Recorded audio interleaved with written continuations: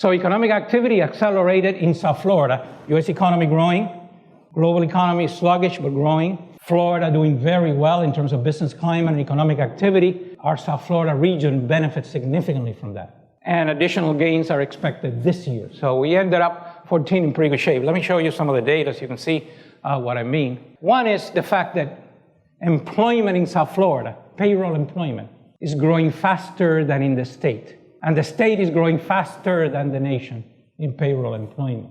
If you look at the industries, we have a highly diversified industry base. All of the industries did very well. So it's not just construction. Construction is up 9%, which is quite significant, but from a low base.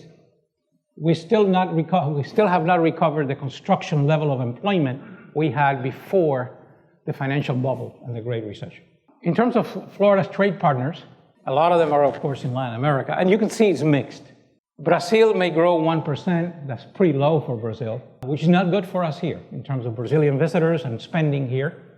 And if you talk to major retailers here, they tell you Brazilians are not coming as they used to. Colombia, however, Costa Rica, Dominican Republic, this is our top 5 trade partners.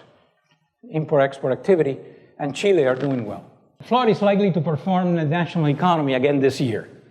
I mean, that's a given. I mean, given the strength of the economy here. We surpassed New York, and I always say, bye-bye Broadway. We're now the 3rd largest state in the union in population.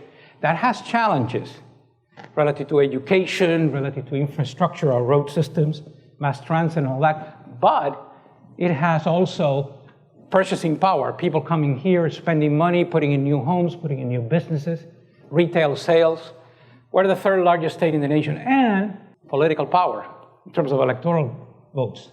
If the economy continues to expand the way that we look at it in terms of employment growth and income growth, and the fact that banks are more credit quality oriented, and the fact that a little over 50% of the transactions so far have been cash, people buying condos, investors and equity firms and so forth. This is a different ballgame than prior to the flipping days of the bubble. So that's overall what I see. In other words, growth, but at a slower pace in the multifamily and in the commercial real estate. Warehouses should do, once we get the post-Panama ships here, that'll be interesting, even though they have been built up already. But I think the office market should be, among commercial real estate, the office market should do the best.